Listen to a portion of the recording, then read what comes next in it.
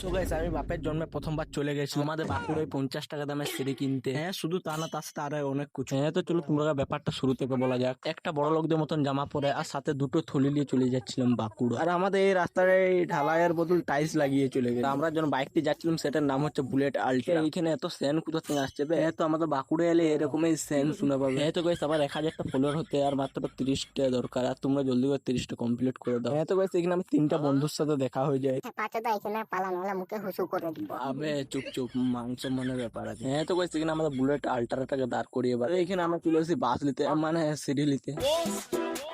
Vuelve la asesina, porque ella হ্যাঁ, তো পছন্দ হলো এই যে সিঁড়িটা। এই সিঁড়িটার দাম বলছিল 800 টাকা, আর আমরা এনেছিলাম 50 টাকা, তাই আর নিলাম না। তাই আমরা চলে যাচ্ছিলাম ইলেকট্রিক তার মার কিনতে। সামনে নবীনপুর, সেজন্য এই মাচানতলা রাস্তাটা সাজাচ্ছে এত সুন্দর করে। এই মসজিদটা হচ্ছে বাঁকুড়ার সব থেকে বড় মসজিদ। কিছুটা আসার বাদ পেয়ে যাই আমাদের ইলেকট্রিক শপ, তাই এখানে আমরা কিছু ছোটখাটো শপিং করে বাদে। হ্যাঁ তো গাইস, এখানে বেরিয়ে বাদে আমরা এখানে হালকা করে নাস্তাটা কমপ্লিট করে নিই। আর এইটা জীবনের প্রথমবার করছি। হ্যাঁ, তো অনেক রিসার্চ করার বাদ জানতে পারি এটার নাম হচ্ছে দই বড়া। তো এখানে খেয়ে বাদে আমরা বেরিয়ে পড়লাম আমাদের আসল জিনিসটা কিনতে। হ্যাঁ তো গাইস, লাস্ট পর্যন্ত 800 টাকা দিয়ে সিঁড়িটাকে নিয়ে নিলাম। তোমরাও ভিডিওতে লাইক ফাইক দিয়ে দাও, আর দেখা হচ্ছে অন্য একটা ব্লগে। Bye bye.